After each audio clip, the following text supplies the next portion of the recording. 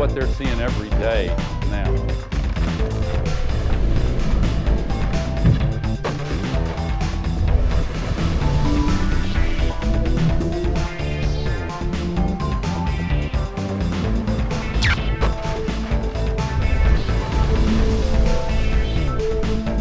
Know your power.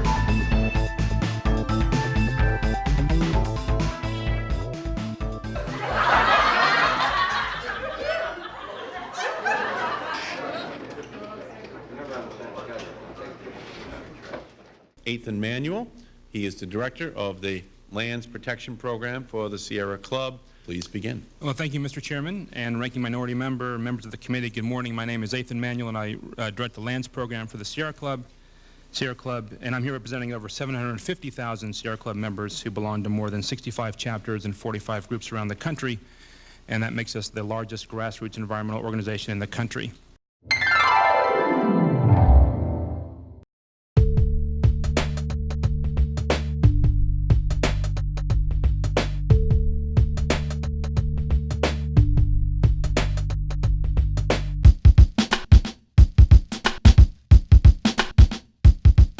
This is the Sierra Club website.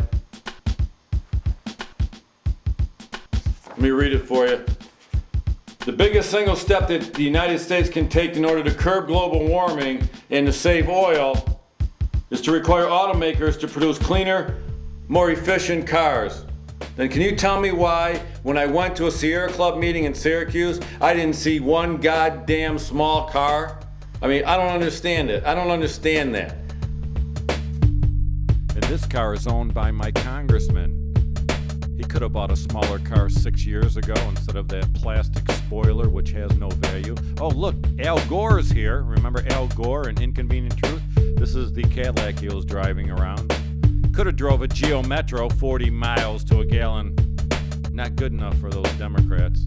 When I was at the Sierra Club, one lady said, "Oh, the little cars are too hard to drive in the winter." I don't have any problems. The other lady said she couldn't get her groceries in the little car. I have no problem. But ask yourself this, why don't liberal Democrats drive a car like that if they cared about global warming? That it calls for more drilling when drilling is really the problem. And all we've got to show for pretty aggressive drilling for the last 35 years is, again, $4 for a gallon of gas. If we are truly addicted to oil and gas, which President Bush said in a recent State of the Union address, we clearly think the answer is not to seek a bigger fix by drilling in special places like the Arctic Refuge or off of our coasts and off of our beaches. We just simply, again, don't have that much oil and gas left in the United States.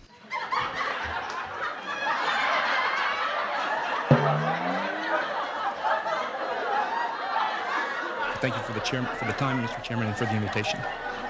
One of the things you said that really disturbed me, that I think was less than truthful, is that we don't have any gas and oil here to explore here in the United States. You said that. And I can tell you right now, I got a thing here, and I'll give it to you, but we've got, just in the offshore, in Pacific offshore, we got 10 billion barrels of oil we could get here in our own backyard. We also got 18 trillion cubic feet of gas. That's in the Pacific. Offshore Alaska, we've got 27 billion barrels of oil that we could get, and 132 trillion cubic feet of gas. On the Atlantic offshore, we got 4 billion barrels of oil and 37 trillion cubic feet of gas. Offshore Gulf, we've got deep water, 45 billion barrels of oil, 233 trillion cubic feet of gas. And the lower 48, inaccessible, and these are inaccessible. Government says it's against the law to do. We have 20 billion barrels of oil in the lower 48 onshore and 162 trillion cubic feet of gas. And what I'm saying is, until we develop the technologies that we can do other things, why do you think it's so wrong to get some in our own backyard? You think you prefer that we go to the Mideast to get it, or outside this country? Why is it so wrong to get it here while we are developing those technologies? Do you see anything wrong with going in these areas that I mentioned? Well, I do. I don't think we should open up any new areas for new offshore drilling. So you don't think it's a good idea to get more at home in our own backyard? We don't think it'll make any difference on the price of a gallon of gas. To address our energy issue, you don't think this is part of the puzzle? To address that, as we develop the technologies where we can move to other types of energy, you don't think that we should do that? Well, we acknowledge that it's going to take us a while to wean ourselves off of fossil fuels, but there's plenty of areas that are open right now. Thank you, Mr. Manuel, very much. And our final witness is Karen Hobart. the Vice President and Managing Director of the Institute for 21st Century Energy. Thank you, Mr. Chairman, and the ranking members and members of the committee. We don't have enough energy professionals, we don't have enough equipment, and NIMBY is a thing of the past. We are now on to banana. Build absolutely nothing anywhere near anything, and even nope, not on planet Earth. Not on planet Earth. That is an unsustainable path to sustain our economic competitiveness if we want to do that.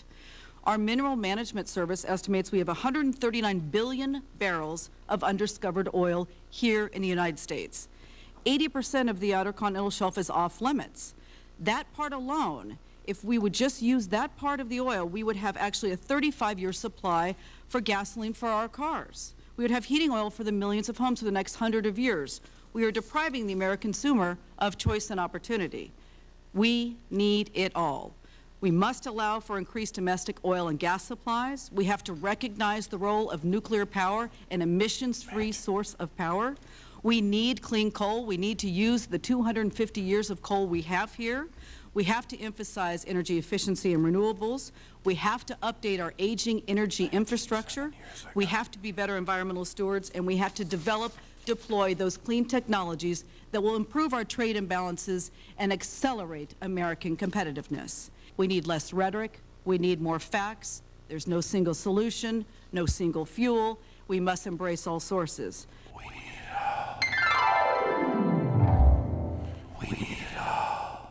This is about an oil company agenda that has run wild for 8 years.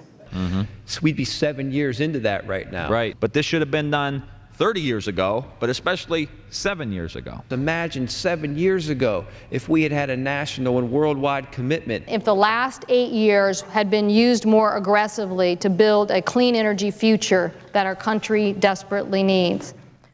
No one loves their car more than a Mercedes-Benz owner. And now's the best time to get special offers on select models at the Mercedes-Benz Summer Love event. But hurry, this event ends soon. Take advantage now before your chance at true... Welcome back to the Democratic National Debate. One last question.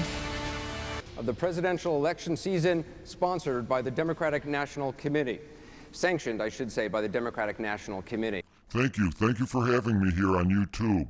My name is Geo Metro, and you Democrats don't know me, but imagine 7 years ago if we would have aggressively advertised a Geo Metro that got 40 miles to a gallon instead of the Mercedes-Benz that gets 17 miles per gallon. Who thought of that anyways? Why couldn't we advertise small fuel-efficient cars during the Democratic National Debate?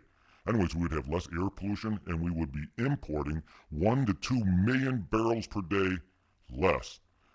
Oh, thank you. Thank you for standing up for me. I really appreciate it. But whose idea was it to sell the Mercedes and not a fuel-efficient car? Thank you.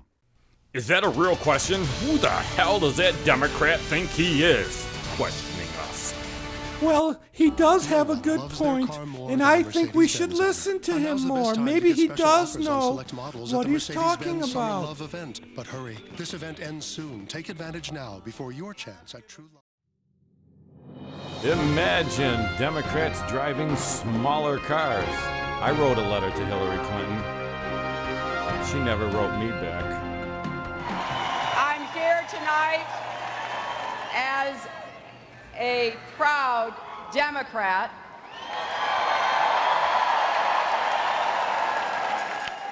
We consume 25% of the oil. We have to stop consuming so much. No, Al Franken, you Democrats must stop consuming and lying so much.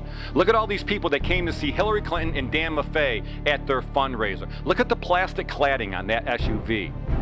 Plastic, made out of petroleum. Look at it, 18 miles and 19 barrels a year. They could have did better. Look at that, look at the air pollution score. It's 2 out of 10. It's a Democrat driving it. Hypocrite. Here's another Democrat, 2-tone SUV, which costs more to repair when you get in an accident. Look at that, 19 barrels a year wasted. And here comes a man in his SUV because he's too manly as a Democrat to drive a smaller car like a Geo. He's a man. He's not going to drive a Geo. He's a Democrat. Look at that.